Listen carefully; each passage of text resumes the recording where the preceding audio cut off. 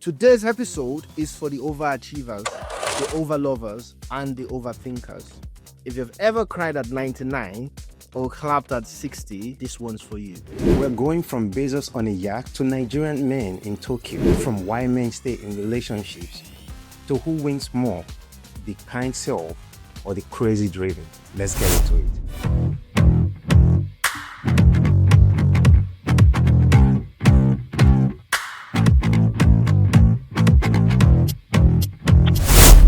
Yo, what's good? You're locked into Think Talk, a podcast that turns your odd takes into full-blown debates. I'm Malik. And I'm Ibra. Whether you're a team perfectionist or team at least I tried, today's episode is going to get personal. We're talking success, love, culture, and even Bezos' $1 billion I do.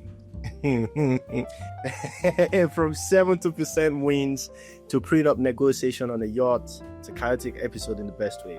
Tap in, jump in the comments, and let us know what kind of overthinker are you. And to start with, we're going to be picking this first topic, which is it's going to be on a big question: who achieves more, between the optimist or the perfectionist? Ibrahim, the first thing to consider is celebrating at, oh, I got 70, or crying at, oh my goodness, I wanted 100, I got 99. Do you respect the guy who claps for himself at 70, or the one who quietly hates himself at 99? Who ends up achieving more in the long run? The guy who accepts small wins, or the guy who punishes himself for anything less than perfect? Yeah, I guess this is a very nuanced topic for sure. I think for sure it depends on the mindset.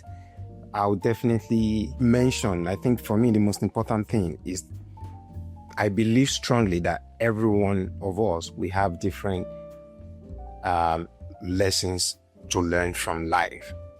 And the balance is always what works. So I'm not sure I can really pick one.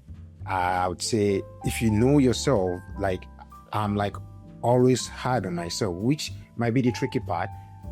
We often assume many things that are not correct about ourselves, funny enough, as humans, right? So I think the problem then is to really be able to tell if you are being realistic with who you think you are or what you say you are. So if you believe, like, for sure you are really overachieving, or you are really over aiming, or at least aiming for like 100%, and you're putting in your absolute best, and that's what you really need, I think, yeah, for sure, that's what I would say you should go for. But to answer your question in one sentence, I believe someone who is always beating himself or herself at 99 would always overachieve. Then the other part that I was trying to bring up is it doesn't then necessarily mean that's what you need to do. But in terms of achieving, for sure, you would definitely, in my opinion, like achieve more than someone who is always being like, you know what, yeah, I've done enough, and I think I'm good to go to the next one or something. Yeah, I see what you're saying. I mean, I'm 100% with you on the point of, I think balance is what is required. And there's also the question of in what actually, right? And we have used the example of 70 versus 99 as if you were in an exam. Maybe that works for people when you take exams, but does it work when you actually do life and you have this goal set for yourself? For example, I want to buy a house, or I want to get married at a particular age, or I want to have kids at a particular age. And I think those nuances is important to consider. But you're also absolutely right, from my perspective at least, that it really depends on the person and how much they know themselves.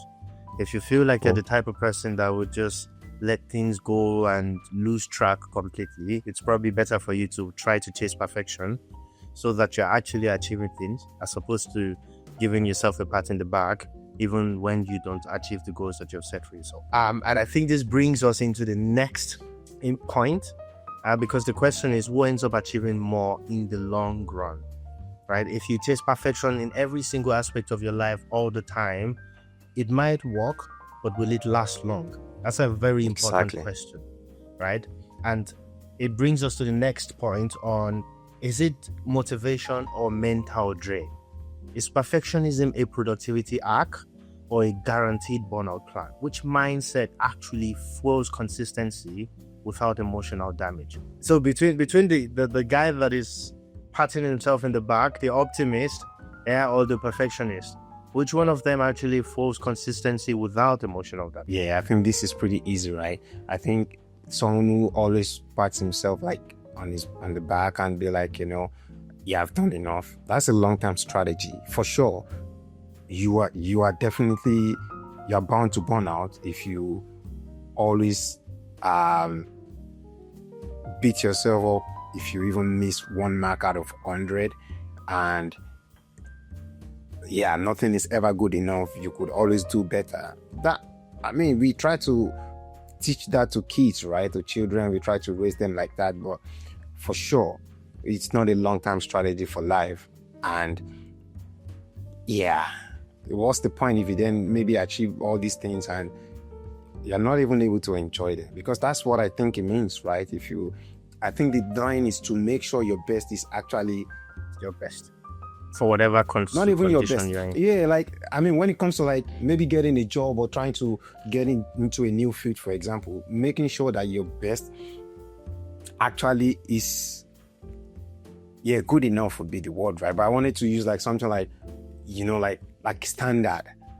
If this is the standard required to get into this field, for example, you must make sure you meet that, because your best could mean you don't give enough to that level. So you must always be at that level. That's the word I was looking for, So at least if there is a way for you to check if you are doing what is required to at least be able to get what you want, I think that's okay. I hear you, and I fully agree that when it comes to life on a holistic angle, you're absolutely right that it's a burnout strategy. But I think there are specific fields, there are specific areas where anything less than chasing that perfectionism, you will never achieve the top goal. Of course, people set different goals for themselves, but I'll give a very good example. Sports, professional sports. It's one of those fields where everyone in the game are already standard, right? They are already the top guys. And what makes the difference between a Cristiano and a Messi and a Ronaldinho, right, in a long-term game as well, it's that perfectionism. It's that I came second in the Ballon d'Or. I was in 3 finals. I only won 1. That was a bad season.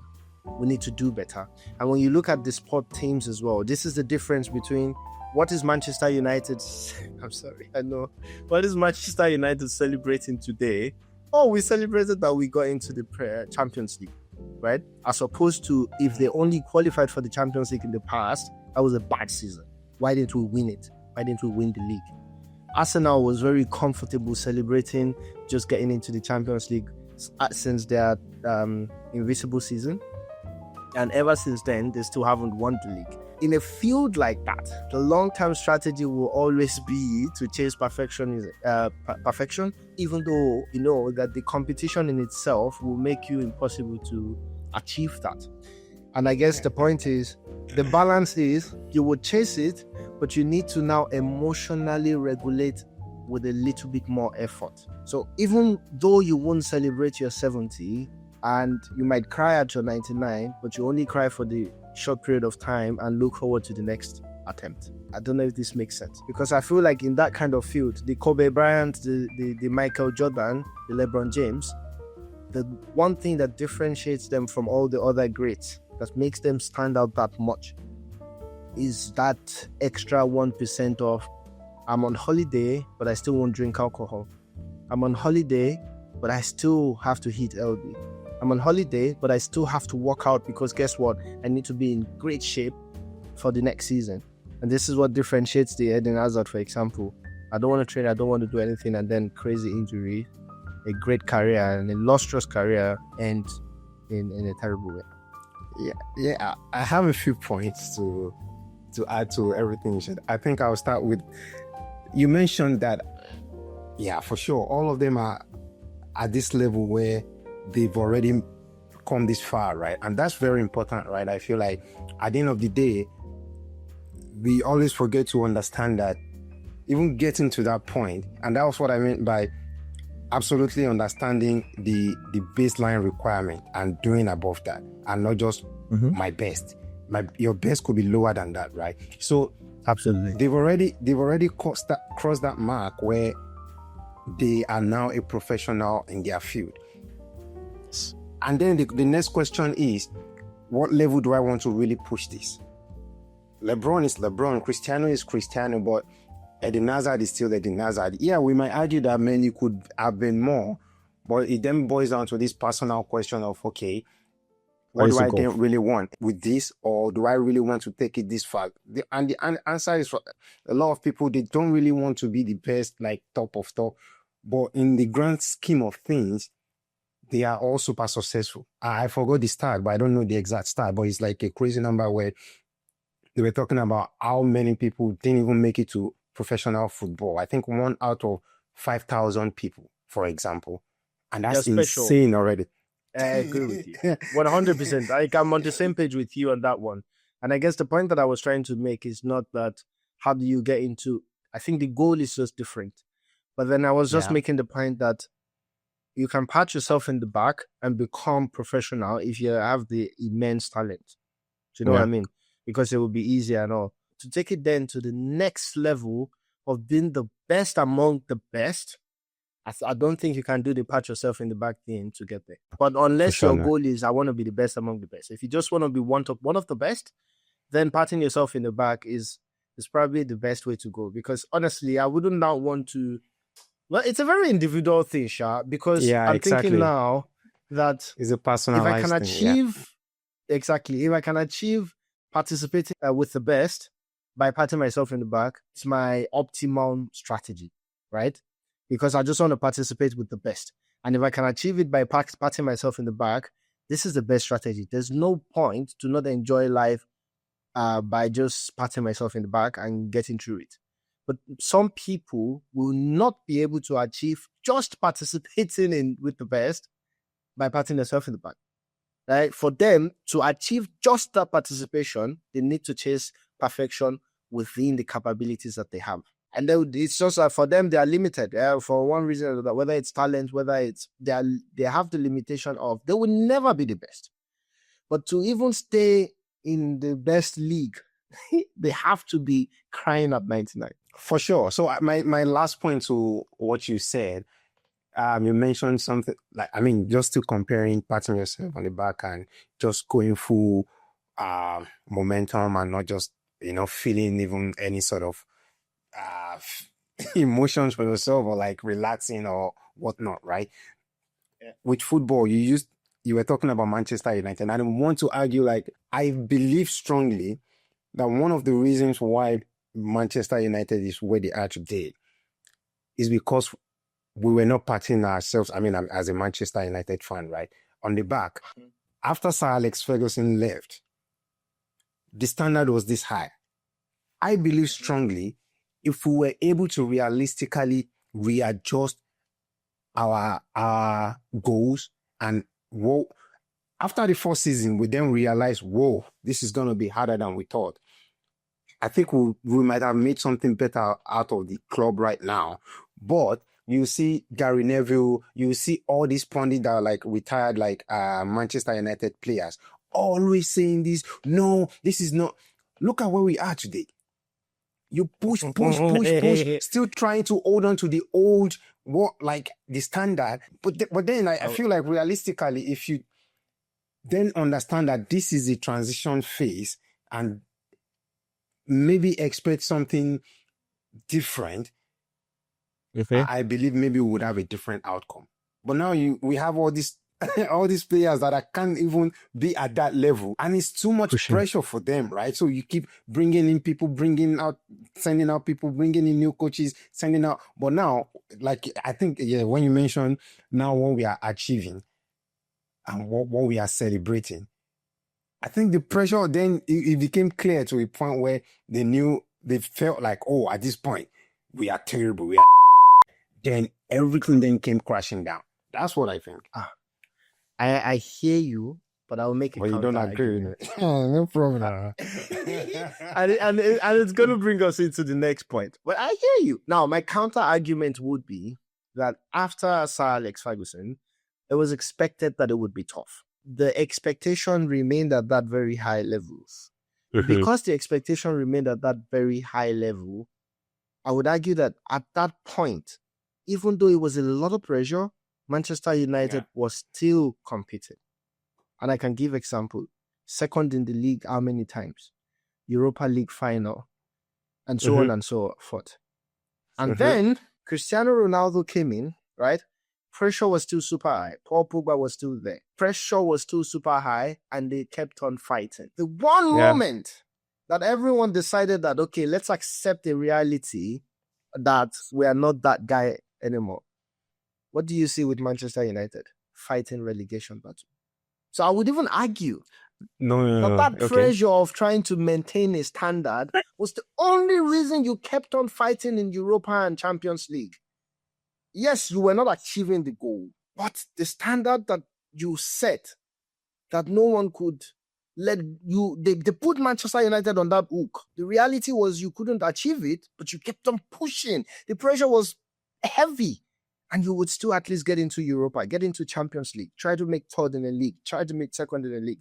The one moment everyone thought, okay, let's see, let's actually face the reality. Let's stop this delusional way of thinking.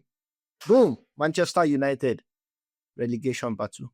I disagree completely, man. I mean, I hear you and I see what you're saying, right? But I see it totally differently because I for sure believe the situation that they found themselves requires this sort of thing happening. Now it's clear. That's a valid point. We've That's not actually a discussed valid point. We've not talked about this before, but for a very long time, I mean, you've always talked about him like, oh, he's a great guy. He was in this. I didn't really know Amorim before now, but this is one time again that I'm starting to believe that probably our next season is going to be better. Like, then I feel like you have to then build from ground up. What we've been doing for the past 8 seasons is forcing these things that would make you almost get there, but not getting there. And it's always this next season, we have to win something. And I don't think you've built anything. And I think Man City will be, like Guardiola's Man City will be a good example of that, right? Like, it really built, it was solid. We could have won something maybe in the last 8 years, but it's not, it doesn't mean that this is something that has a solid foundation, you know? I see your point. And you're probably not wrong that after the Sir Alex Ferguson era, there was a need for a complete rebuild that didn't happen. And a lot of patchworks is what got you there. And this utter failure and crumbled club at the moment is probably what you need to build a new foundation that will last you another 10 to 20 years. Let's see. The season is coming. However, because I'm actually counter-arguing your position, it brings me to the next point of what is self-love, what is self-lie? Because at what point does self-love become a coping mechanism for low standards? Does being kind to yourself push you forward, or does it just let you off the hook? Okay, I'm going to go a little bit personal here with this, because most of these things, I can really relate to a lot of these things, and it's one thing. That's why I see it clearly that this is a personalized thing. I feel like it's not the same. It can't be the same answer for everyone for sure, but I understand the self-love thing being maybe trying below standard. If you get what I mean, it's like, oh, you've done this little bit and you feel like, yeah, it's enough or whatever, and maybe then it's not. But from my personal life, what I've found to be profoundly true is the patting on the back situation. There was this particular time I was still in Germany, right? So I was still talking to my friend back in Nigeria. I was trying to do a lot and I was running so thin. But for me, it was really important that is the absolute way. That is the only way. You have to give your all. I had this, I still do, by the way, get rich or die trying sort of like mentality. And that's the exact way that I see it. It's like, it's absolutely no middle ground, right? But then I was talking to this friend and he was like, dude, just chill, man. Just take this next 3 months, just do something. You know, I needed to get a new MacBook Pro because my MacBook at that point was like almost 10 years old. And I needed a new phone. I needed a lot of things, but I was investing in like ads, campaign, software, premium this, premium that. I was really not until I took a step back and I thought, you know what, I'm gonna take care of myself for this next 3 months. Everything changed, right? And I always refer back to that moment where when things become too much like that, because I'm still of that mindset, it's like it's only one, you have to give it your all, right? But it can be overwhelmingly consuming that for sure it always leads to burnout. And the only way out is the self-love. It's like then you have to take a step back, do something for yourself completely to actually remind yourself why you are doing this to start with. So in a sentence, it's all about what you know you need. I'm not this, oh, I have to do something fun every other day or every other weekend. So I have to always remind myself to do that. Some people, I have a friend, man, he's always chilling. You would think he's the richest guy. It was on a private jet last weekend. I don't know how. It was flying to this. I'm like, he's always out there. You know, and it's not like the richest guy or whatever. He's not broke at all. Not like, you know, by any means he's not. But he's not the type Lives that his is life. Yeah. So even though he has 20 goals, we'll talk and he will be like, I'm trying to achieve this, I'm trying to do that. But Thursday, Friday, Saturday, Sunday, oh, his WhatsApp Talk stories like are that. like crazy, man, bro. So for someone like that, you might think, okay, maybe if he really needs to achieve some of these things faster, then he might have to withdraw from the self-love sort of situation. So that's like, you know, the balance that I feel like it's actually needed. Yeah. Now, this is a very interesting example that you gave here, because before we round this part up here, I fully agree that balance is required. And I think what's actually more important in the nuanced perspective is that it's very personal to different people and exactly what you want to achieve. And I say this because just this example that you gave reminded me of myself as well back in university, where people told, like from secondary school as well, people would tell me, Abdul Malik, only if you read, look at what you achieved today. If you would just read a bit, maybe you would even just smash it and set crazy records. I was already setting records without reading, right? And I just thought, this is my own way. To be fair, in those moments, it wasn't that I was patting myself in the back. I was setting goals that I was achieving. It was that simple. And the effort required for me to do that, and this is the personalized part, the effort required for me to do that completely allowed me to avoid burnout. I just couldn't be burnt out because I could just do it in a bit easy, like in an easier way. And this happened also in uni. And I actually learned my lesson because I took the advice for one semester and decided that, you know what, I will actually study. I didn't get burnt out, but I failed way more than I can imagine. Right? I got my first D, my first E, my first F in my life. Just because I actually said, let me put that extra effort and see if I will actually break a particular barrier. It didn't work for me. And then this is the point of really knowing yourself. For me, I also know that I'm the kind of person that if I'm in a situation that I say, Malik, you did your best, I can swear on anything that I for sure did my best. Oh, you for sure did more than what is required on the average. Yeah. Exactly. Yeah. I'm very strategic about my effort and where I put it.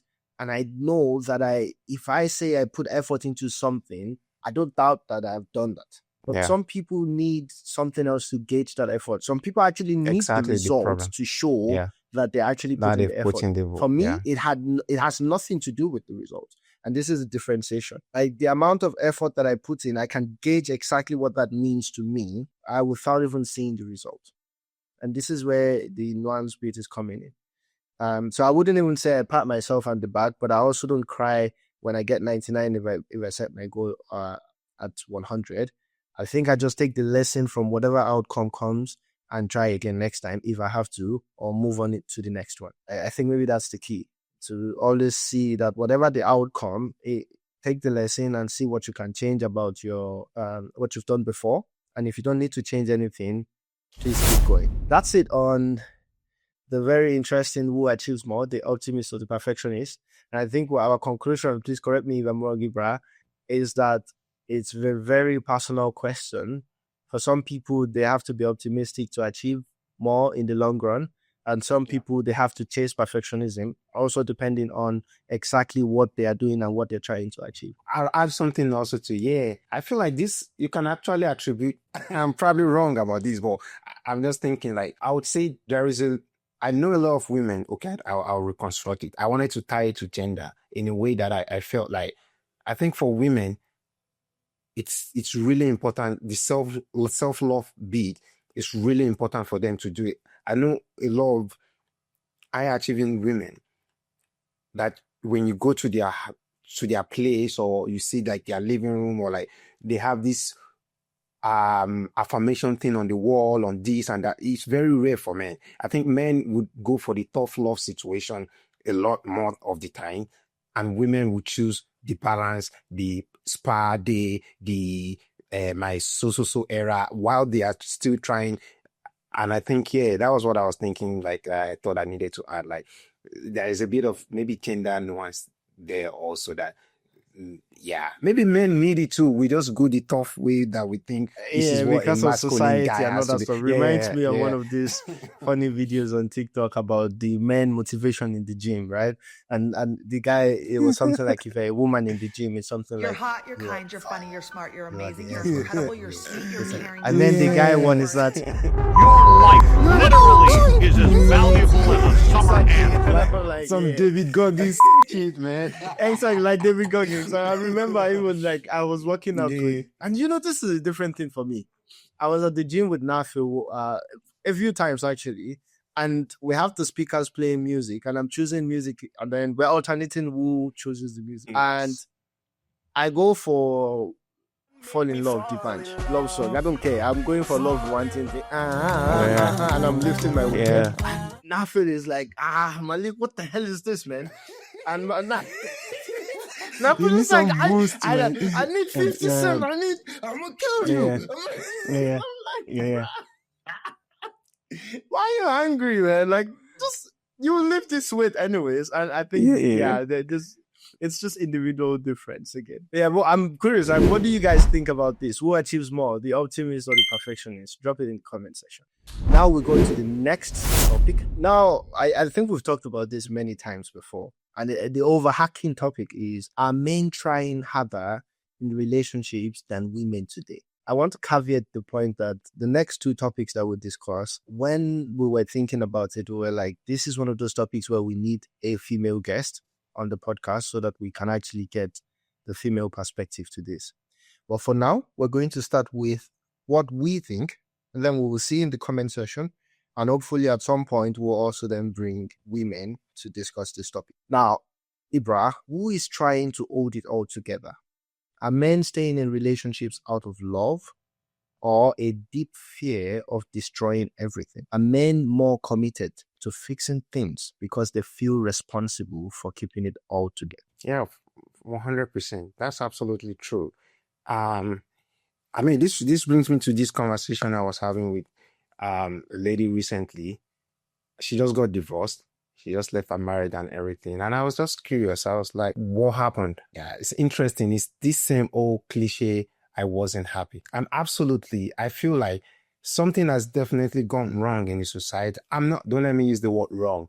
Maybe that's not the word, but from my lens, that's how I feel. But it might not be true in the grand scheme of things, right?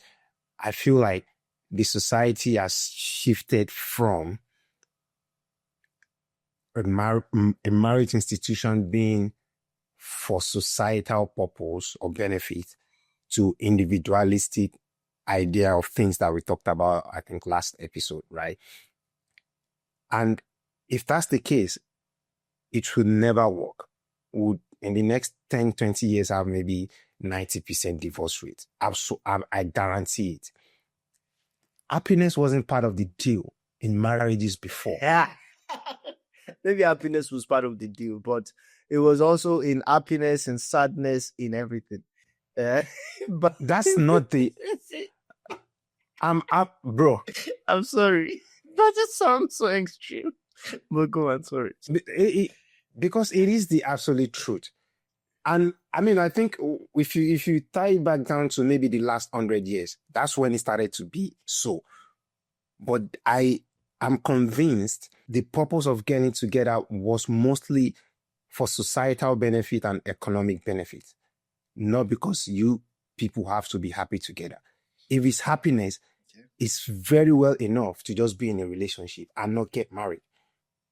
So when you come see what you're together saying. as two people to become one or a unit, it's not on the list. But now that's what we have like at the top of the list. So I see what you're saying, that even though you could potentially be happy in a marriage, it wasn't the fundamental basis for it. If you're happy, all well and good. If you are sad in some moments, this has nothing to do with whether you To stay do or with leave your marriage. getting married. Yes. But now the fundamental basis of how when people think about marriage is are you happy? It's like he has to make me happy or she has to make me happy. Now I understand what you're saying. And I mean, there's some nuances to that bit as well. But let me let you continue before I ask the next question. So I'm asking if men are the ones trying. It's still yes, absolutely. Because men, a lot of us still see it like that. It's more of a duty. And now tying it back to this lady that I was talking about, and out of every bit she mentioned, there was no single thing that I heard about this guy not trying the bit of duty and responsibility. And I think that's the disconnect. No one is wrong, I would argue. We just want different things. Men will still absolutely feel responsible and duty-oriented, even in the most terrible marriages. Because that's how we are wired. That's how a lot of us see things. Maybe not everyone of us, right? But women now have shifted to, it has to be blissful, it has to be, which is also not wrong, but if you have like this other gender who is not seeing it like that, at least not for the vast majority of them, there's going to be a problem. And we live in a very tough economic situation now where to even go out there and deliver on these responsibility, duties, like protection in terms of finances and every other ways, I think you sort of need to be pat on the back for that, like, oh, you know what, he's doing this. But if you could do all that and not still make her happy in a way, and it's all for nothing. Yeah. Men will stay in the most terrible marriages. And I used to have a crazy saying, I think you've heard me say it before, that what keeps a marriage is a man's responsibility and a woman's love, because we bring different things into that marriage in that sense. And a woman's love, of course, will be tied to her happiness and all. So it is somehow tied to it. And it will bring me to my next question. If women have decided that their happiness is now the most prioritized topic in a marriage, why are men still holding on to the responsibility bit? I'm just trying to think, is it the case that men hold on to that our part of a marriage is to be responsible for you in so and so way? The love thing, please don't let us lump it all together, because I enjoy being able to love multiple women. As an example, like, is that something that we are holding on to because it's an advantage to us? That's a very complex question. I would say men do need to accommodate maybe some of these things women are asking for. I don't agree with everything a lot of, like, let me say, feminists are asking for. But in terms of loving more, I would say, yeah, for sure. I think men do get it wrong from that angle, where we are only solely focused on what we bring, what we provide, and rightfully so, because women demand it. They can tell you, no, I don't, but it's all lies. They do. Yeah, but like when it also comes to this whole maybe having the idea of, yeah, I can have it outside, that's partly true. A lot of men are wired like that. In men's defense, I would argue that it can be quite difficult to be in a relationship with someone without having all these ups and downs. Like, it's part of the deal, right? Like, there will be moments where things are not. And I think over the long course of things, it can be quite challenging to have that spark or like the whole intimacy thing still going on. And some men, maybe a lot of men, still feel like, you know, I can just get a side piece to sort of figure that out while still protecting what I have. And I think the difference is, even though a lot of women, this might sound like a double standard, right? I'm not trying to defend anything. I'm just trying to say things as I feel like a lot of men see it, right? Like, no matter how any man who is married or whatever have families will be messing around, the family is still utmost priorities. And I think this goes to explain how men and women cheat differently. I believe that is the case, right? I'm not trying to defend or saying what is right or wrong here. I'm just saying, like, when women would cheat, you are almost, a lot of the times, now I think it's changing also, certain that she's like done with the family, or at least with the man, maybe not with the family. Yeah, I think that is still absolutely true with the man. But I think women are also having the mindset of, oh, I also have to protect my family. And a lot of women would cheat now where they still have peaceful and good marriages. And yeah, I'm not sure it's even gender thing you right now. hit the nail on the head there. So I was doing a bit of research. About this thing of men cheat for love, men cheat for fun, women cheat for emotions. I think that was true when the sexual discourse with women was still a little bit secretive. I think it was true when women tend to still be super traditional and sex was a big deal. Research has shown now that because women are now open to discussing their sexual life publicly, they don't care. Women are also now becoming more and more prone to sex for just sex with multiple people. They just have fantasies that they want to achieve, but they still care about their man, they still care about their home, and all that. Yeah. Like, this is all actually honest truth from what I found out, and I've actually seen it with some women as well. They care about what they want to keep at home, but they just want to have meaningless sex as well. And I mean, men that have was been the using movement this of, point. Yeah, sorry to cut you short. Like that was the whole movement of sexual liberalism when that it comes to liberation, exactly. Yeah, And yeah, it the worked. feminism. So now the argument of women do it for this, men do it for this, I think it's winding down a bit. I think the question that comes to my head is, it's changing. A woman will argue that, okay, if now that's the case and I'm demanding exclusivity, then you have to go be with another woman that will allow you to have multiple women, or another woman that will be fine for you with you being able to have a side chick. Because to be honest, depending on where you are in the world, where you are in life as a man, these things can be acceptable. I will make this argument that this might sound crazy, but the extent to which a typical Nigerian woman will fight against her husband cheating compared to a German lady, it's a very different story. There's actually a difference. Like, a typical Nigerian woman can be like, it takes you off the house because there's still a financial need for a husband for some people in Nigeria. So some of them will just be like, don't just let me know about it. It's a different story once that financial need is no longer there. But there's also then still the cultural need, the societal, let me keep face. And they'll just be like, you know what, I don't want, they might not do anything at home anymore, but they stay in the same household forever. I'm not saying this is right or wrong. I'm just saying there are nuances to it in that instance. And I think there's also that partial bit of we are holding on to this. We fulfill our responsibility thing and we want to keep our family. We're holding on to that to try to eat our cake and have it. And I'm not saying this is wrong or right. For sure. I think what it boils down to is that the dynamics of a marriage in the future, more and more conversation needs to be had between partners.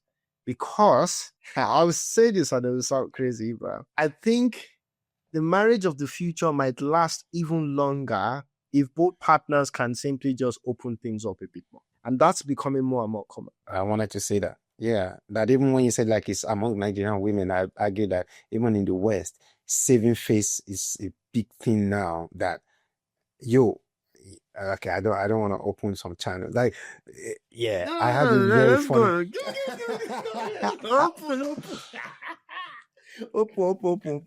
I had this experience, like, I think few years ago with this lady that was trying to third wheel me. She was married, like, I mean, it's a polyamorous thing, right? And it's a huge deal in the West now, and that's the whole basis of it, right? So, and I find that weirdly weird, if that's a thing, right? Like, the only thing that made me engage that much was out of curiosity, right? And I was blown, man, because I just find it quite interesting that somewhere there is this husband that is accepting this. I'm sorry, I can't, man. I'm not that open, man. Like, bro, I'm telling you, we'll be having conversations on the phone while this dude is in the house. This is not like a sneaky link sort of situation, man. This is like, she was on the phone with me and she was saying, oh, my husband just called in. And that way, I'm like, I can't be, nah.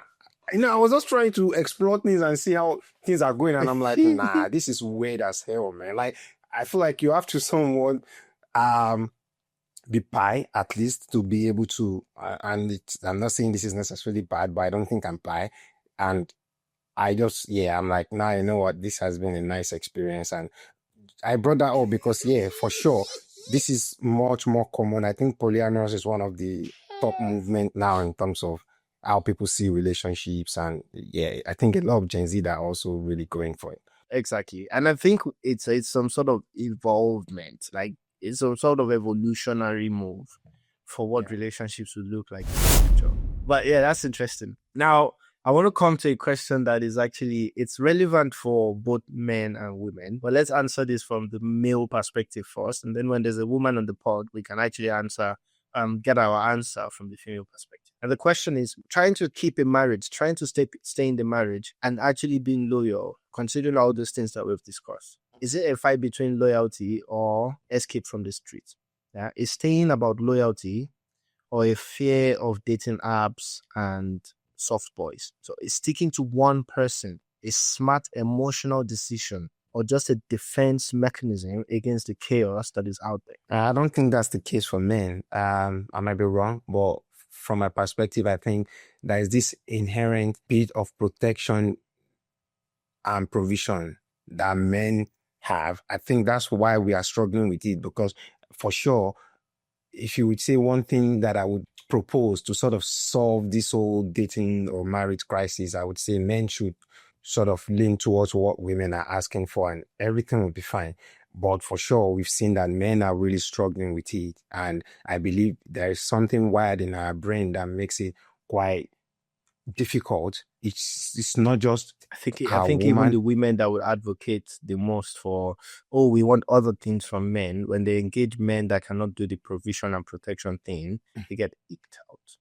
For sure. Right. So it's not just men being scared of it. I think it's also just the experience shows something different from what the women are saying. Like every woman deep down, when you press deep down, they still want to be provided for, they still want to be protected. And they the would problem argue is that that that's not the case. doing all that and still being able to give the utmost amount of love and attention and presence that women want, there's probably a conflict in today's world at least. Unless you are a trust fund baby, you have security guards, you have all the money you need, then you have no excuse. But if you have to work for it, there's probably a conflict of interest. It's like this either or situation. And I feel like maybe a lot of women also struggle to understand it. Yeah. I mean, the world that we live in is just what you just said. I'm just saying it differently because it's like women would ask you for your time and still want you to be rich. How do you do that? It's like if you have to make a lot of money, a lot of time goes into that. So it's like now I'm like slowing down. I'm like, okay, let's do this. Now I'm not making as much, but now you start seeing me different. Now I give you more time, but at what cost? You can't, it's an either or situation. Maybe if we have a different economic setup, maybe that would be different. I feel you, man, bro. Do you know why I'm laughing? Why? My brain is going crazy. So the moment you go your time and you want money, I wanted to jump in and say, well, you have to be Houdini, a magician. Do you know what came to my head immediately? That there was a time in my life, you know, all these magicians where there will just be a lot of money in a bag and it's magic. And I just couldn't clock that it was probably fake money or whatever like that. Yeah. There was a time in my life that I used to believe that for magicians, money is the last problem they ever have because they can just... That's weird. That's crazy, there was man. a story about Professor Pella in Bodija, Ibadan. Oh, yeah, that's true. My dad always, I think my dad shared some stories He'll with just me. drive out and then he'll come back. He won't go anywhere and he'll be like, hey, carry the bag of money in the boot. Then maybe that money is then missing from a bank vault somewhere, but you don't care. Now they can make any type of money show up in his boot. My dad absolutely believed that one was a demigod of some sort, man. Like that he was like powerful and he was just a magician, bro. Oh yeah, we digressed. So to that's answer a your digression. question, Sorry, my brain was just going. Yeah. so if you're asking if men are staying for out of fear of dating apps or nah, I don't think that's true in any way at all. I think men just still find purpose in protecting and protection. And I was trying to say not just for their with their women, with kids, with relatives. It's like this responsibility of being the first male child in our culture, for example. There's this, you are like now the new, the one, Yeah, the mini exactly daddy. of the Yeah. family.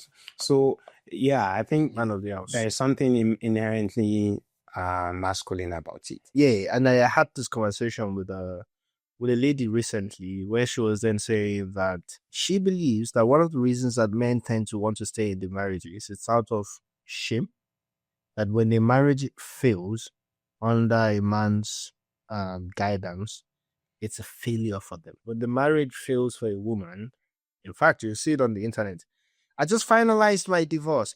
Congratulations. Yeah, for a woman. A man, my wife just left me. Oh, so sorry, man. Oh my goodness. How you gonna survive this? How you doing, bro? Yeah. Yeah, because for a man, it's a failure. It's a life crumbling. For a woman, they see it more as a new beginning. Now you're finally free. Will you ever do it again? I will never do it again, or something like this. Free of what?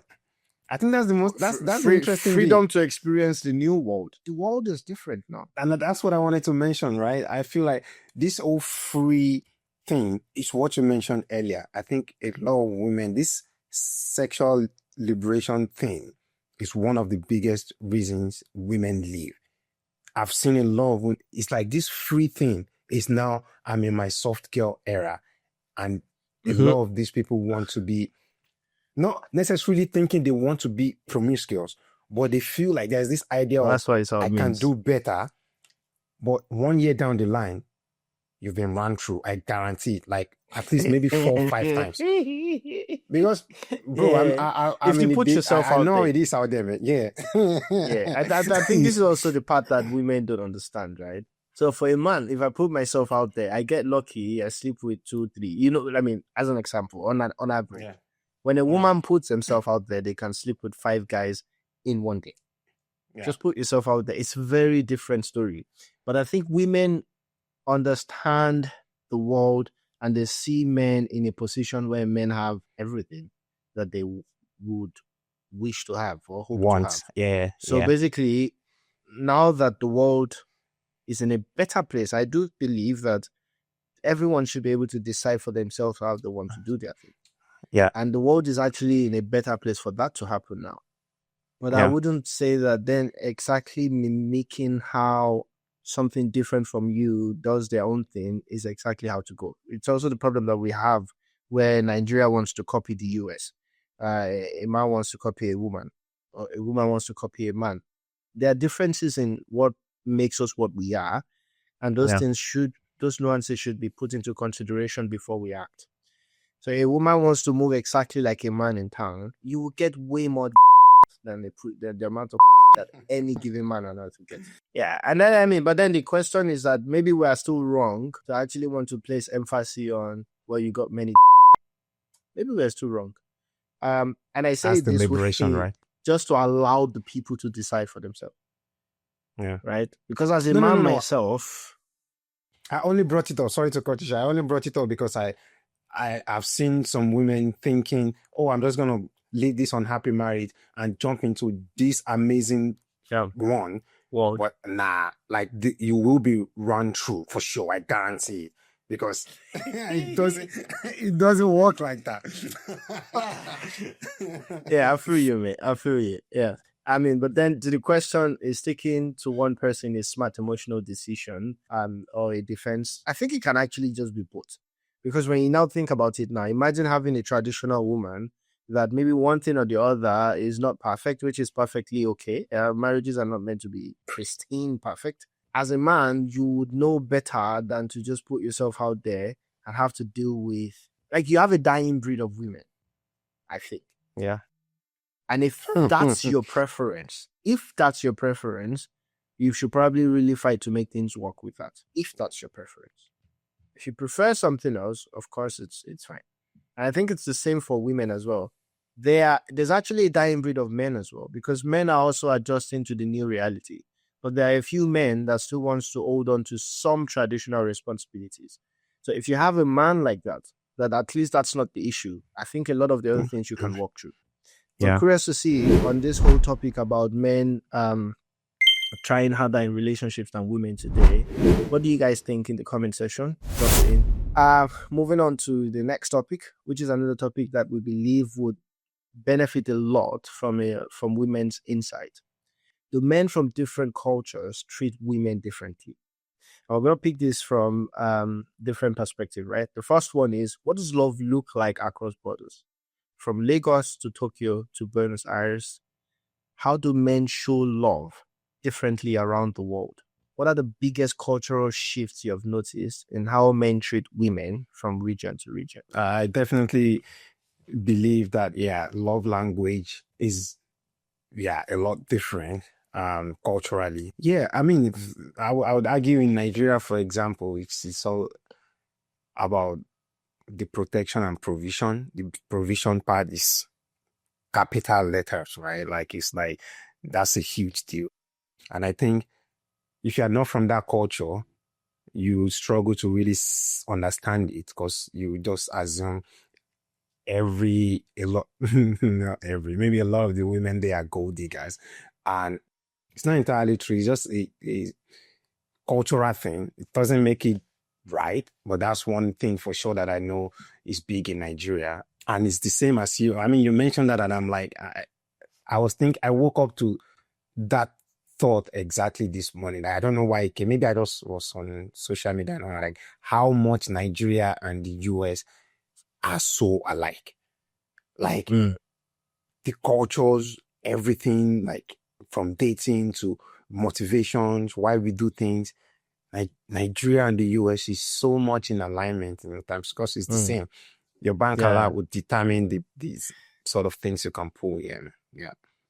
Exactly. And in Nigeria, bank alerts are the new love letters. I've actually heard stories of guys going straight to a girl that they think they want.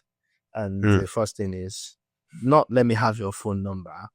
Put your account number here. Now that's gold digging, man. Yeah, that the new Let me thing now. send you a is love bull- letter. Yeah, that's that's not what I'm used to. Yeah, nah. But you know what's funny about it is that now you go on the internet, you see South African ladies, you see American ladies talking about how Nigerian guys are the best things after sliced bread because of that culture that we bring. That's one that when it transfers to other parts of the world, it looks like a positive, right? Yeah. But then I think there are some that might transfer to another part of the world and look a little bit, So, for example, in Sweden, when you can split the chores perfectly well, right? You do laundry, I wash the dishes. You sweep, I lay the bed. This is divine love. That's how you actually show that you are in love. That's splitting the chores perfectly. What does that look for? I mean, I'm curious what Swedish people think, but what does that mean for you when you think about that? Yeah, that doesn't sound like something I'll be willing to get involved with, because I'm not culturally wired like that. Of course, I'm not insensitive. I'm still not like as rigid that I would consider a lot of some people are. I mean, in Nigeria, for example, like I can be open to some ideas of, so it's not like, I'm like just doing absolute nothing while my wife or girlfriend is killing herself on everything, right? But the goal would always to be to sort of find a way where maybe she's not killing herself to do everything, but it's not supposed to fall on me either. So that's the way we are thinking about it. And that makes the difference. Yeah, exactly. I think that's also from a Nigerian lens, because now you're thinking about the equal choice and you're looking at the other responsibility of provision and protection. And we have already talked about how this might be a conflict of interest with time. But I think in the Swedish world, that protection which is very interesting, because in the past, they used to have the protection and provision thing resting on the men. But they're a way more advanced society today that it's equal choice, equal provision. I don't know, maybe even equal protection, because they have very tall girls there. They do actually, especially Denmark. Yeah, but at least they are the Viking lines, right? Lanes, right? Or yeah, exactly. Lineage, so right? the Nordic countries. Yeah, so you have the Nordic countries: Sweden, Norway, Denmark, and Finland. Right? But then the Nordics were actually Norway, and they would always fight with the Danes, the Denmark guys. But you see, in their own lens, the equal choice request makes sense, because guess what? You drop 50 euros, I drop 50 euros. And I have to make it that way. Now, you see, I think this is a very important one, because I think people are now mix and matching and then making generalization on what men are not, even though there are these differences in culture and the interaction with the women from those cultures. Other cultures. Exactly. That we don't. So a Nigerian man with a Nigerian woman is a sort of perfect match of understanding. Like that, even for us, being that we have left Nigeria for a while, we are sort of a knot in our head twisted somehow. In our head. Exactly. That we don't even understand Nigerian women as much as our other fellow men in Nigeria. That difference is that huge. And this is also what warranted this topic. I don't believe that women see that difference is that huge. I think they still lump men together in any case. Very few women actually pay attention and say, look, when they say men do this, you might need some bit of clarification of, are you talking about American men? Are you talking about British men?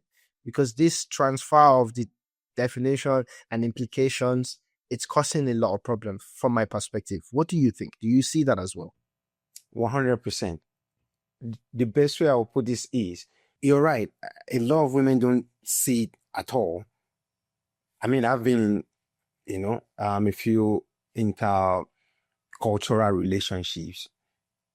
And sometimes it's very, very clear when I'm going through maybe a situation with a girlfriend that this is a strong cultural difference. And she will be arguing from a different standpoint of, no, this is just this, or this is just wrong.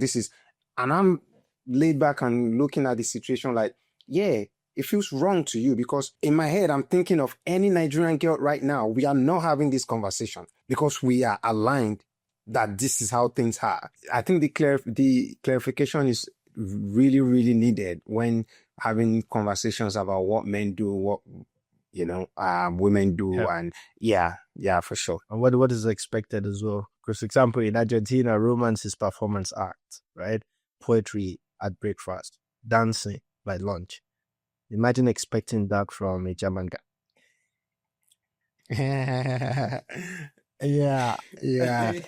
German guy is about to send you the 50 cents that you haven't paid on the coffee because you didn't have enough coins. And it's still love. It's still love. And it's one of the biggest comedy things that I see on Instagram as well about, oh, you went on a date with a German guy, after the hike, you shared coffee and they still sent you the bill. It doesn't mean he's not interested. It doesn't mean that he's trying to be too difficult. It's just what they know. It's how it is. But that being said, right, Ibra, survival versus romance. Let's discuss this. In some cultures, love is a luxury, right? But in others, it's the only safety net. So how much of how men behave in relationships is shaped by economic pressure and cultural tradition? I mean, it says a lot about how a man moves in his relationship, for sure. Yeah, Nigeria and the US, for example, as we mentioned, where it's really a big deal to be able to have this sort of financial stability. The more you have, the more access you can have with women. It puts you in this pool where you can then access different sort of women, and by extension, it also then dictates how you act or you engage women, right? And I think it's a double-edged sword, right? It's not entirely a good thing. Yeah, it can really make you become like a demon if you want to be. I mean, all these rules, like a lot of women put in place for men, they are only true for some said men. When you become a type of man that every woman wants. Yeah. I mean, we just saw the Diddy stuff, right? Where all this bunch of women with crazy exposure, some success in their life, would do anything Diddy wanted because, of course, he could provide at a different scale. He could expose them at a different scale. And this is the economic pressure, right? And that also emboldened Diddy even more. He never felt like there's not one thing that he could To get. become Ariel man. If it's economic conditions and I could do more for you than anyone in your life, or I'm backed by cultural tradition. I mean, this one you'll see more in Africa and Southeast Asia. Yeah. Because yeah. women want to get married at a particular age. There's this tradition of we don't do divorce in this family. You will also see some men that they are not even delivering on their responsibility, but they still behave terribly, right? Just because they know that there's something else keeping you. And this is the freedom that women are fighting for. This is why they push against some cultural bit like, no. And I'm actually not against that. I think, and it's the same with the economic thing. Like, let me make my own money so that I know that I'm staying with this man, not only because he can provide, but because I actually want to stay. Because when a man now sees that you have nowhere to go, some men misbehave, to be fair. As you said, even for sure. If they want to, they have all this room to be terrible human beings. Yeah, it's definitely one of the core movement of the initial feminism that I used to approve of. I agree. I feel like right now they've just taken it a little bit too far in the sense, like practically now. I mean, it's still it's the argument still holds, right? But now what we are saying is because women are financially fair off now, I feel like the tolerance level for women in marriages and relationships is so low right now that this is one of the reasons why we're having a lot of divorces and failed marriages and all, because it's like, you would then tolerate maybe zero. And I don't think any marriage would be free of any friction or any sort of back and forth ever. When two people, even two friends, like, maybe live together or whatever, it's bound to happen when two human beings interact. But then we just have people who are like, you know what, and women base a lot of their value right now in relationships on money. It's like, I can do things for myself, so you. Yeah. And boom, it's all gone. So it's like we have to find a balance, right? I think a balance is absolutely required. From a lot of conversations that I've had lately, I think there's this extreme interpretation of everything that fuels some of these things. So something might have happened between partners, right? And one partner is thinking it's a minor issue we can fix. The other partner is already thinking about the most extreme. If he spoke to me like that, at some point he's going to beat me. And she can always tell, or you can always tell friends that will support that. Right? And then they will say, it's that. Yes, you broke his phone, you smashed his laptop, but he should never tell you to go sit down and just let him be for a minute. Why would he talk to you like that? So if you didn't do that, would he have carried you there? There are always people to validate whatever extreme perspective you want to hold. And those kind of situations is like if you now have that mobility, right? So you don't have anything tying you down culturally, you have your financial freedom, then you probably don't work at it as much, because there's also then all the advantages that the system might have even put in place that you might see as additional benefits. But you're absolutely right. There's a need for balance. And I think when people make statements, I just realized that even the example that I just gave now, someone might watch that and think about the most extreme interpretation of that. That being said, we've talked about how men can differ from races and culture to culture.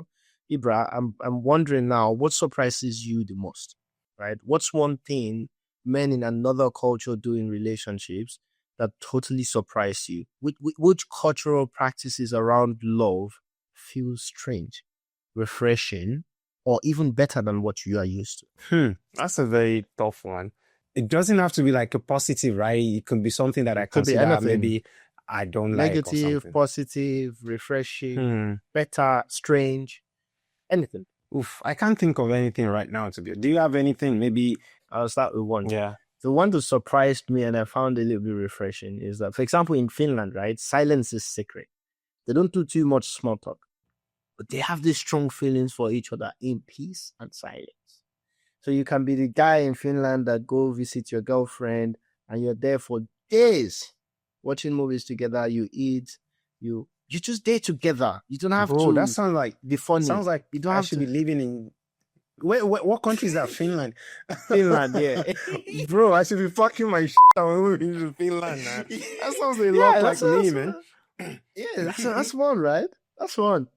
I can go on. Yeah, there's a second one that I think Indians might not like it the most, but I think in the world today where you have all these dating apps that people pop in, have sex with each other, pop out, they don't really try to make anything work. In India, they have dating apps that are centered around matchmaking. So the matchmakers are now using algorithms and they do all this arranged marriage using AI, but there's still a social contract to it because it's your aunties and your mom that actually goes on that platform. I think they have it in China as well. I find that fascinating because I think there's a social contract. My brother was in a relationship that happened because my mom met a pretty lady on a flight and decided to link her with my brother. And I see how much they actually try to make it work compared to the ones that they would meet on a dating app. Just yeah, random. for sure. I mean, we've discussed especially this before. Into Like, this world. Exactly. Yeah. I think that's also one thing that we've lost. That sort of made, but a lot of women will still argue differently. Like, and this goes back to the DNA thing with men and women that I was trying to explain. Like, we always see a lot of these things differently because a lot of men will argue with you like, that's actually quite something, right? That's like a sort of bounding contract that even though it's not written, it's like societal contract that makes you want to make things work. But a lot of women would argue that, because of that, I don't have to actually then tie myself down to anything. But that's never the point. It's the point that when you meet someone through a close circle or something, and that's how people used to meet people back then, right? It also leads to a lot of meaningful relationship where you try to make things work, right? Exactly. I think it actually makes a difference. One last one before we move on. Yeah. I'm still thinking of mine. Keep thinking. This one surprised me, and it's like in France, there was in France basically, doing a DNA test I think was made illegal or something after a particular period. That's of time. True. And the reason behind this is that for French people, discretion is romantic. Now, the question is not whether cheating is right or wrong, but it can never be loud. So if you manage to cheat secretly and no one knows, they don't want to put in the extra effort to find out. So I hired a private investigator to find out if my husband was cheating or my wife was cheating. This is already going against the French way of doing it. That's insane, bro. That's crazy. Yeah, I think they also made the argument of not wanting to break up marriages or something. The whole society. So now you're putting extra effort to destabilize society. That's how they interpret it.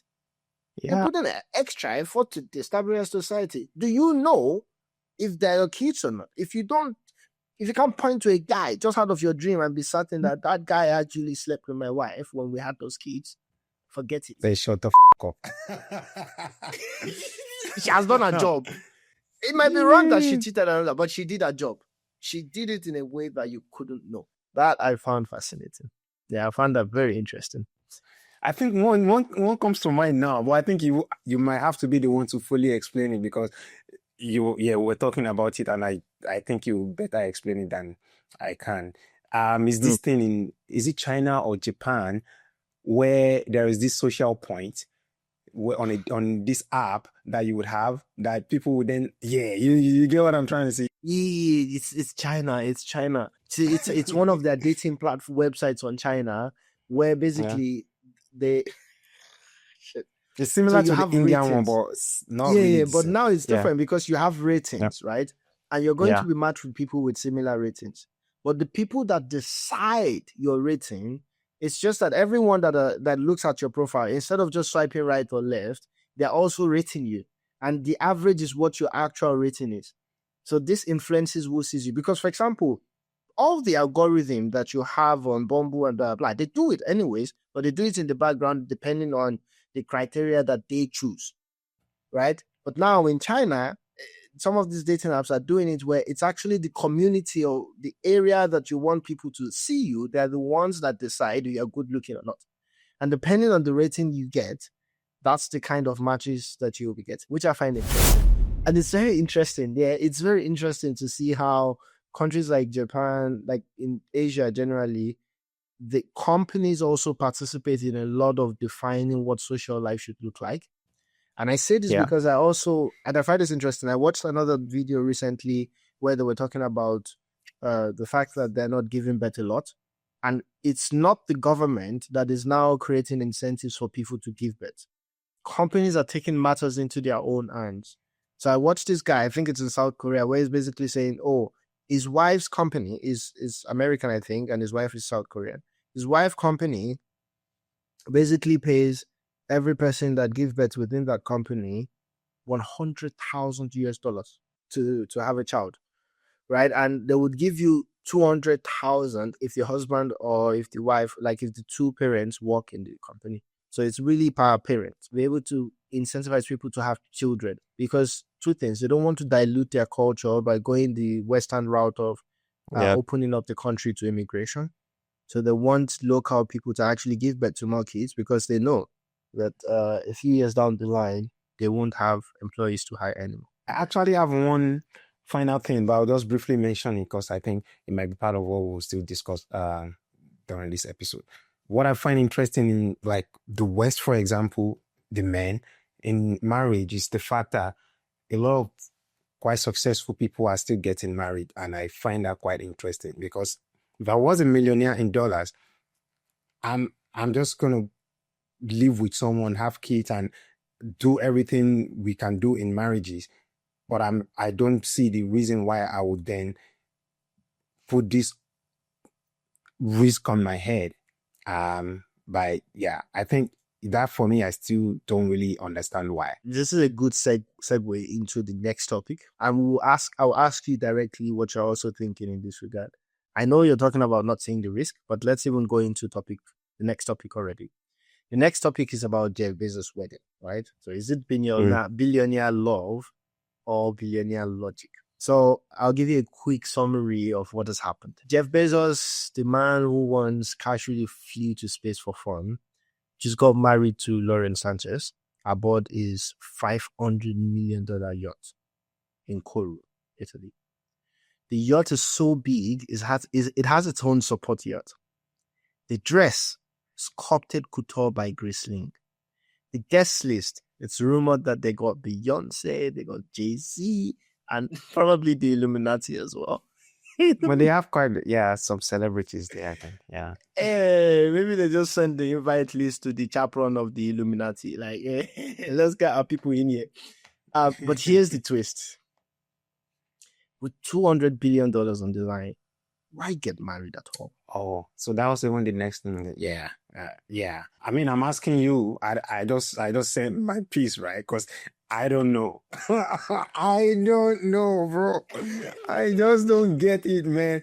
Like, this is not like 100 years, 50 years ago. Like, this is 2025. I really need you to explain to me why it will still make sense if you have a lot to lose. I think what's happening is that maybe people don't want to see this, but men actually fall in love. I think men fall in love hard.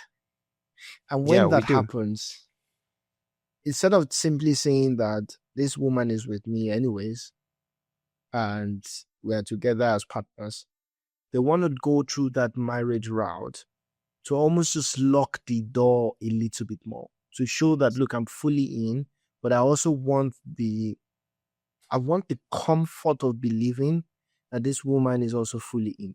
Not doing it is the question of, I can pop out anytime. Not doing it means I can pop out anytime if it's not working for me. But it's the same for the woman. it's easier to pop out if she doesn't have to consider a divorce. And when a man is fully in love like that, you probably want to lock it down that way. So it's not the money, it's nothing, it's just lock it down and I feel more comfortable. And some men, to be honest, I mean, men are different as well. Some men, it's just a woman saying, look, if you don't lock it down, I'll leave. And because you really want her, you feel like, let me just get over it. Because I see it differently, to be honest. I feel like abstract of this whole conversation around marriage and what it means in 2025. I just mean just questioning the thing itself called marriage, going to the court and legally binding it. I would assume back then when people used to do it, I think the idea of the ring was supposed to be when people see it, right, they know who you are with. But that was several, like maybe hundreds of years back, right? And now the world is totally different. What does it mean to legally bind it and not legally bind it? So for me, I think I can understand where it's coming from. Because it's just this, what is the next stage? Let's say you get a talking stage. You know that feeling of moving from the talking stage to, oh, now we're dating. Oh, now we're celebrating anniversaries. Oh, now we're engaged. In each phase, there's also this new excitement. And that's why you also see people that have been married for a long time, they will still do every 10 years renewal of vows. You ask the question, why? It's just a ceremony. But it's that new excitement that you sort of awaken again. Yeah, that everything that at least the way I say it, it's not abstract of that. Let me explain what I'm thinking. Before you explain, there's one last caveat of women now also act very different for a very wealthy person. You think Jeff Bezos have to repeat himself? Do you think he and Lauren are fighting crazy fights? Or is Lauren that's not the case. Thing? Yeah. But eventually when and she's not happy, then that's where the problem starts, right? So like for me, I'm still saying I meet you, I'm crazy in love.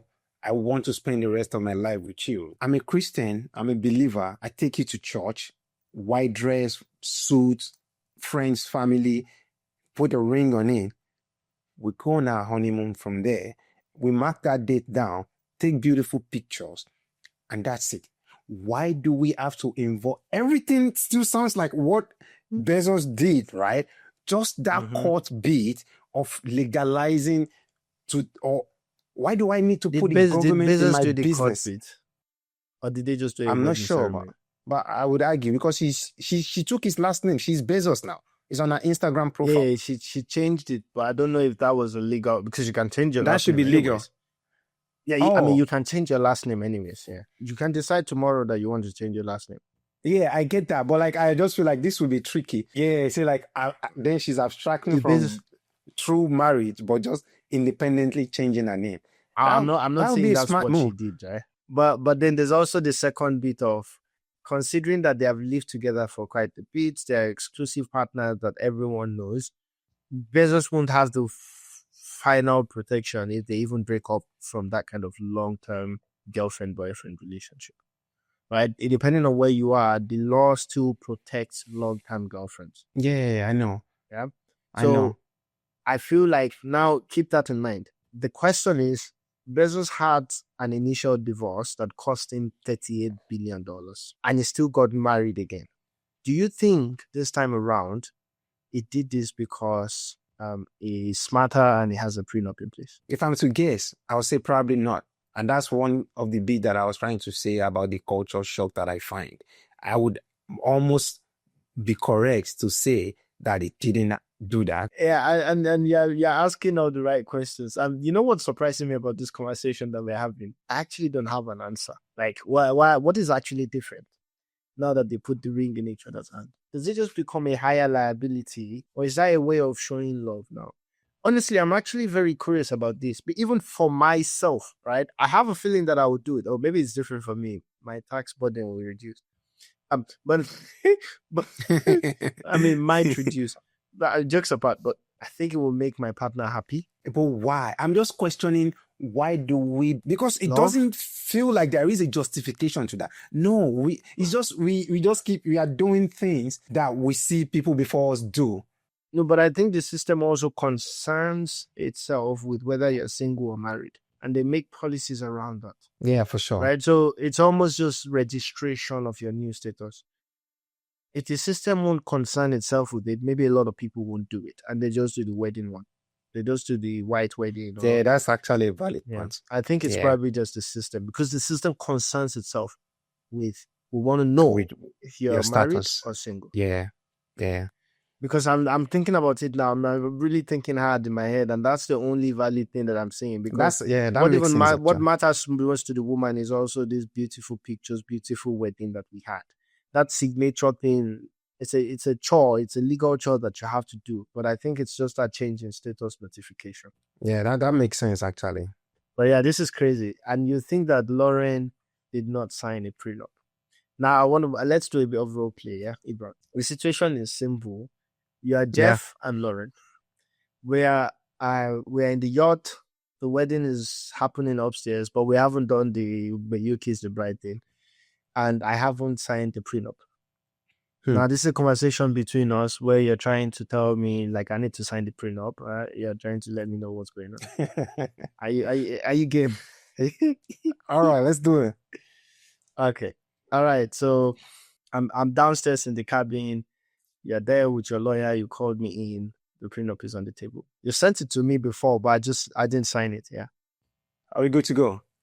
Yeah. Let's go. Just a little something my lawyers whipped up, right? And standard stuff. $100 million, say we ever split. $100 million? Come on. My dress is worth more than that.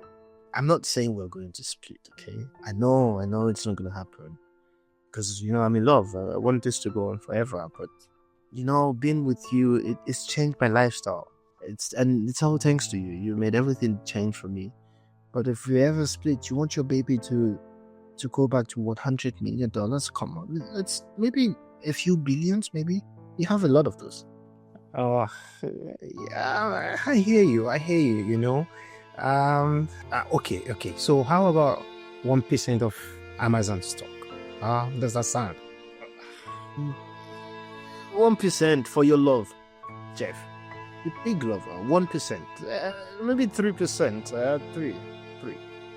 Yeah, just to show that you didn't do the bare minimum. Imagine when you do the 1%, everyone will be like, "Oh, that's all Lauren was worth to him." I mean, and of course, all this is hypothetical. It's just because we're happy now. It's a nice time, Okay. Fine. 2.5%, and I can top that up with the support yacht that I have. Deal. All right, well, we're signing. Now, let's go up. Let's go sign. Let's go do the kiss the bride.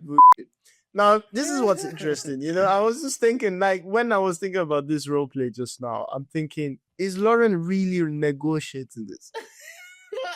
I don't think they went for a prenup. You don't think there was a prenup, right? Would that be smart though? I know. I mean, to be honest, like I know how billionaires are probably moving that way. I mean, Roman Abramovich, for example, right, had 2 or 3 divorces, and they kept on splitting his wealth. He didn't give a damn. Like, it's like, of course, they have too much money anyways. The 38 billion that McKinsey got from Jeff the first time, it felt like a lot of money, but I have one argument, one very profound one, and we've discussed this. I think you also definitely agree to this, and I would just say this is mostly what you've said before, and it is true. Putting into consideration that the only bit I see this actually happening is when you fully see the impact of being with this woman and the correlation to how much more money you are making. I would do it. Which makes sense, right? Because you mentioned like Ibrahimovic and all. I'm like, yeah, but we don't even know. Like, let's say this new wife of Bezos now, the sort of quality she's bringing to his life. Because that's one discussion that I think almost always get out of the whole thing. Sometimes you are like independent of who you are or what you've done financially. But some other times it can also mean more for you being with some sort of, that's what partnership also is at, or marriages are like, right? So I think for me, I wouldn't even mind it. You know, in like the future. If I would something even was to- argue that it doesn't have to be financial. I think maybe that's where No. these I guys don't think are what she's in their bringing life. will be financial, but Yeah, what yeah, it yeah. does No, I'm to saying you and like your the quality of assessment. life. Yeah, exactly. Yeah. And for these guys, money doesn't really mean much. I mean, they want to make more and all that stuff, but the effect is very different. So what But he you have lost to make before more, probably though. didn't mean much.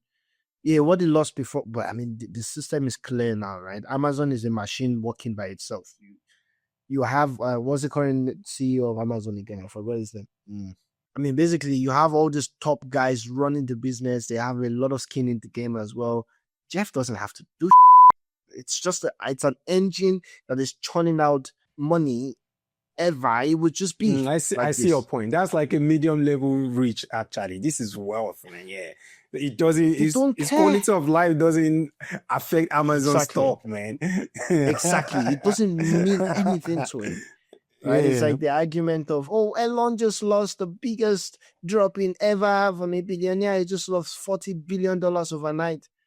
It's valuation, it's blah, blah, blah. I don't care. When they do the split of the divorce, anyways, it's just some stock. You know, it becomes so inconsequential. And they just don't worry about what that split looks like. They have all the best lawyers in the world to even argue different positions. And this is why it's never a complete 50-50 split, like what you get with. And this is my problem with the law, right? The way it works. If you're a broke person, the divorce split is not even 50-50. It's 90-10. You lose the house, you lose everything, you blah, blah. If you're a normal person.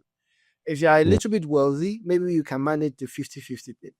Billionaires are getting 20-80 split, 30-70 split, you know. Of course, they have more expensive lawyers that fight for them. But at the same time, I think the system is just a bit tricky because money then does the rest. Maybe we are looking at the risk of getting married with the experience that Jeff has, we're looking at it from the broke man's lens. For him, it's just money. It's nothing. Oh, you want that island and that jet and that. I think I'll he buy likes her everything again enough tomorrow. to be able to give her all these things if things even go to trash. I think it would then matter what happens if they are to separate or divorce. That will make him still be willing to do that, right? But yeah, Exactly. And the lawyer will be able to work around what needs to be done. I think for the wealthy guys, we also never hear that it's their wife that cheated. I don't know if you've noticed. Like, he was literally cheating on, like Jeff was cheating. Isn't that with supposed to be Lauren part on of his the previous deal, wife. man? Bro, Exactly. imagine a Nigerian billionaire on Jeff levels, man. Like, he would have 10 beautiful wives, man. Yeah, exactly. It just works in a very different way in Nigeria, to be honest. Yeah. But yeah, that's interesting. I'm curious. Yeah, what do you think in the comment section? Drop it in.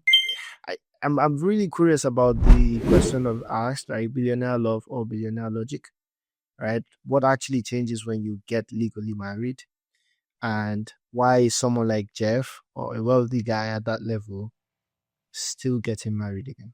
Why are they not just staying as boyfriend and girlfriend? And do you think a prenup was involved? Does it even matter for people at their level? Curious to hear what you guys think.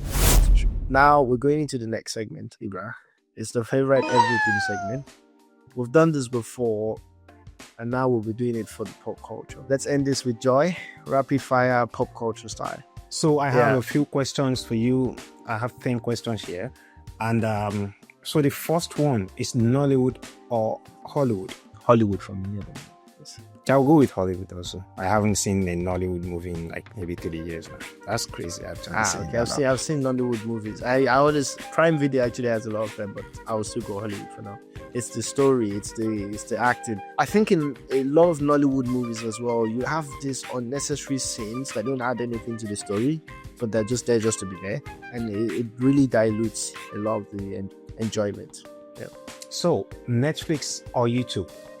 This one is tough, because they're not even what I would compare for me, right? I would say Netflix or Prime or Netflix or Apple TV. But I mean, YouTube now has exactly what Netflix offers. I know, but I don't use YouTube for that at all, right? I use YouTube to just watch current stuff, match highlights, new stuff, new music videos. So learning stuff. For me, it's new episodes of a podcast. Exactly. But Netflix I watch just for entertainment, sitting down in the living room to watch a movie. For me, unfortunately, this is not exactly comparable. But considering that YouTube now has exactly what Netflix offers, I would lean to YouTube. What about you? Yeah, for sure. I don't have a Netflix account, so YouTube for sure. Yeah. I cancelled it. Netflix, if you are watching, come and give me premium subscription, man. You guys are, yeah. But yeah, YouTube for sure. So next one, Spotify or Apple Music? I used to use Apple Music.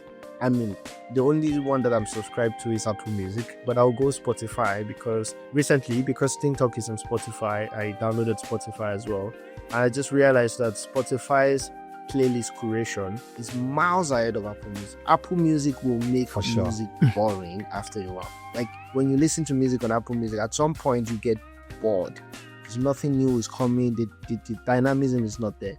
But Spotify playlist has changed how much I want to listen to music again. So I will go Spotify here, even though I'm only subscribed to Apple Music. Yeah, I'm subscribed to Spotify. I had to cancel my Apple Music also a while back, maybe 2 years ago. For sure. Not even the creation of like related music and stuff that Spotify has like million miles ahead of like Apple Music. They also have like a lot of personalized stuff when it comes to like, there's this thing called like my DJ. So this, when you just one button go to this section on Spotify, it plays you some of your, not like all of your favorite songs in a sort of mix. It does it by itself. Is it like a live DJ, like an AI DJ? It does that for you. He actually all does of your the best songs. transition and all those things. Exactly. It doesn't really mix, but it transition it from one to the other. Like songs you don't even know, like you really love.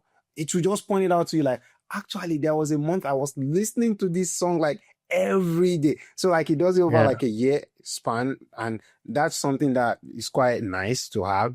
And they have a lot of other, creation, like you said. Like, so yeah, Spotify. To be is fair, Apple a lot Music better. has the station thing as well. It's like this your DJ thing, personalized for you. Apple Music, they almost have everything similarly. It's just their approach to it is different. And I think Spotify No, the is just algorithm doesn't really more- get it right with Apple Music, I would argue.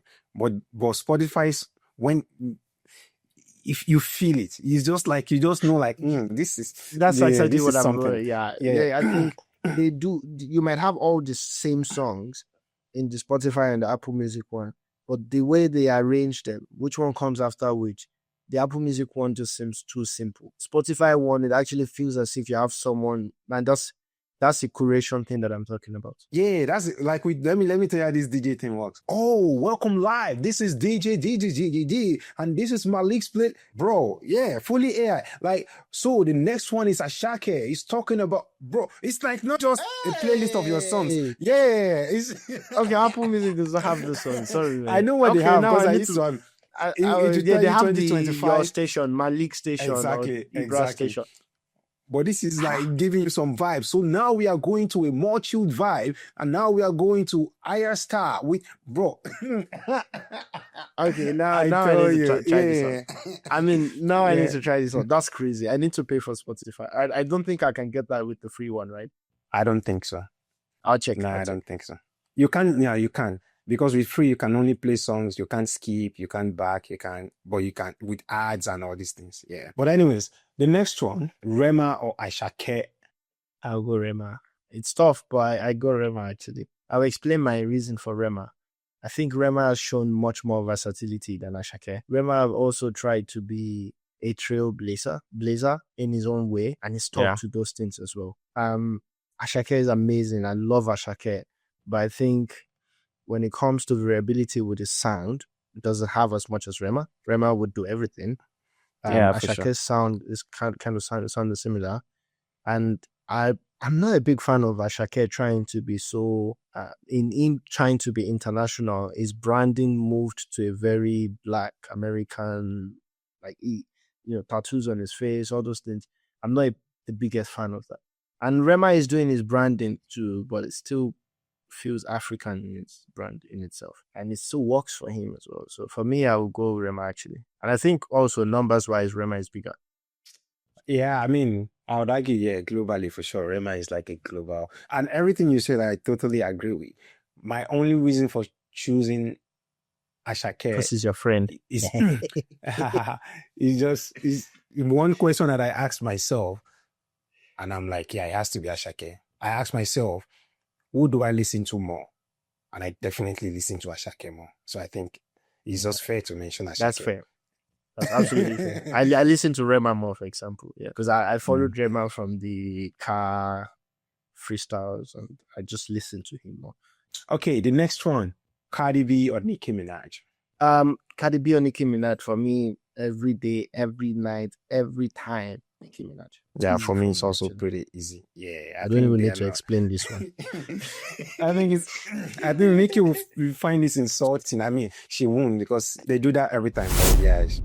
But yeah, I think I already know what you will say. So, Burna Boy or Whiskey? Burna Boy.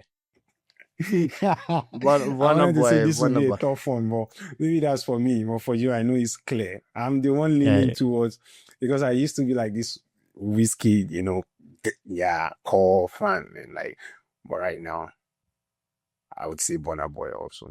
It's sad. Whiskey, you lost me, man. You lost me. No, nice. What was it? It was a joyful ride. Yeah, it was, man. I mean, people have their time, but Burna Boy is so clear at the moment. It's crazy, man. Everything, the music, the melody, the stage performances, even the branding at this point. Like, there's just so much going for Burna Boy at the moment. It's undeniable.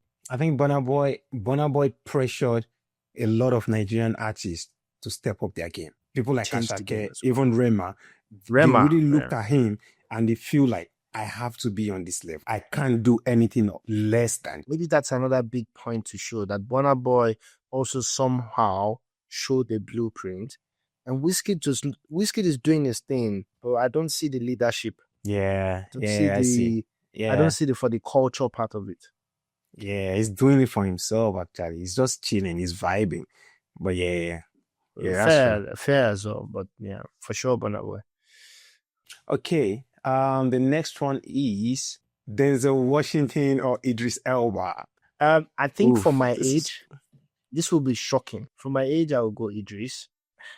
And this is tough, yeah.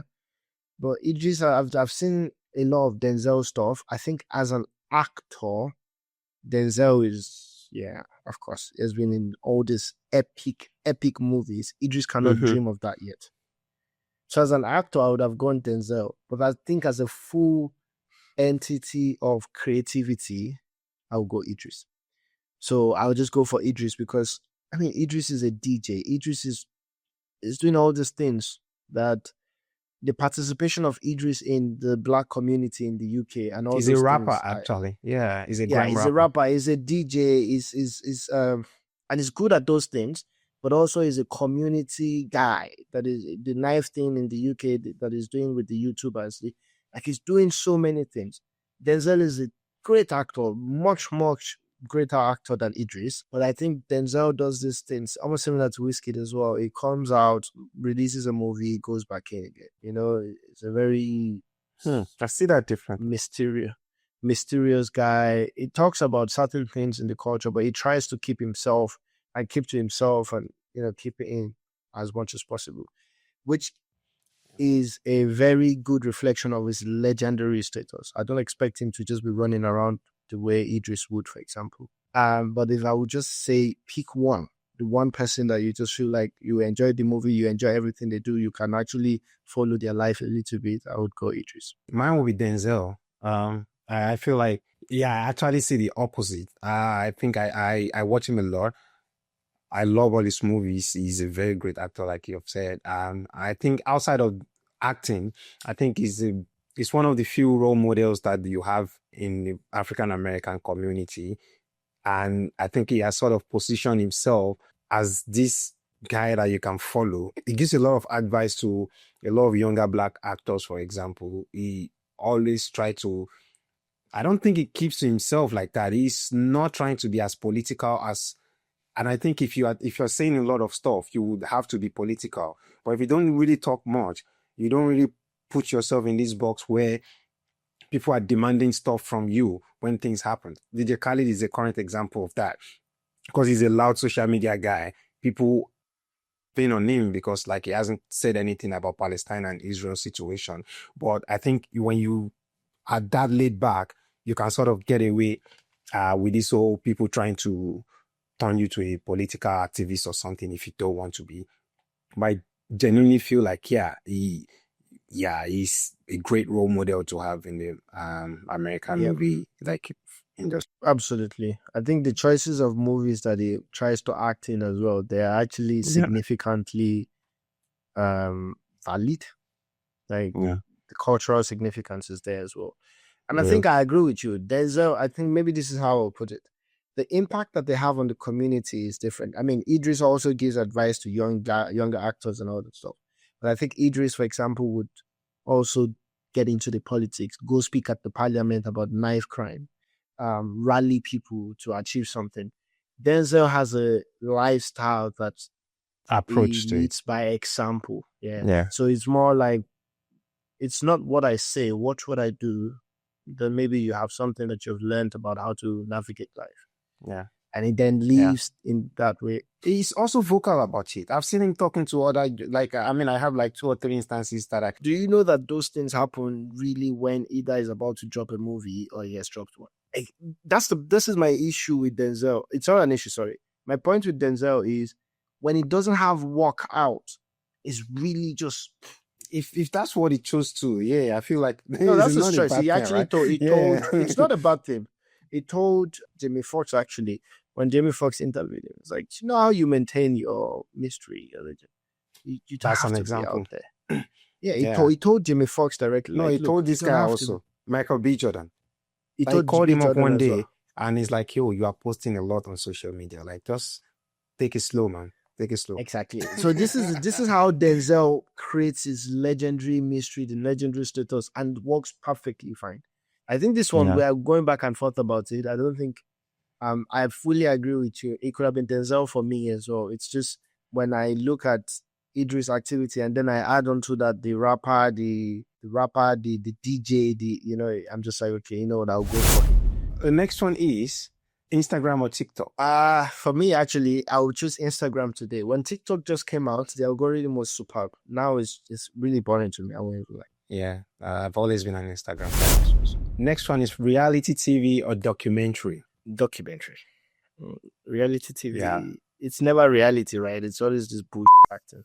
Documentary for me. I don't see a more waste of my life source than sitting down and watching reality TV. Let me just put it like that. It's So the next one, we have superhero movie or psychological thriller. So you know where I'm going there. I'm going superhero movie. I didn't know that. I didn't know. You know why? Like, the impact that the last 3 Avengers had for me on movies in general was so massive. And I think superhero movies recently also stepped up. The stories stopped being too cliche. Like they became super dynamic, right? Black Panther, it's a superhero movie, but it's dynamic. The last 3 Avengers, it's like the complicated vibes and all that stuff, and then it comes out to, and honestly, if not because of those like more recent superhero movies, I would have gone psychological thriller as well. But for now, it's superhero movie. If both type of movies comes out in the cinema, which one am I going for first? It's superhero. Yeah, for sure. I feel like Marvel definitely changed something in the sci-fi sort of or action superhero movies. Yeah, they definitely made it much more enjoyable. And I'll also go with superhero movies for sure. Yeah. Oh, well, I tell you, go for psychological thriller. Yeah. I thought I would actually, but then when you were explaining, I'm like, I'm not sure of any psychological thriller that would get me out and be like, oh, I have to see this in cinema. I will watch it at the convenience of like my home, but I don't really think it would take me out like to go buy something like a ticket or some drinks or whatever like in a cinema. Yeah, exactly. But curious, what do you guys think? Drop it in the comments. Optimist or perfectionist? What's your tribe? Men or women? Who's doing the heavy lifting in love? This is Think Talk. Like, share, stay messy. See you in the next one.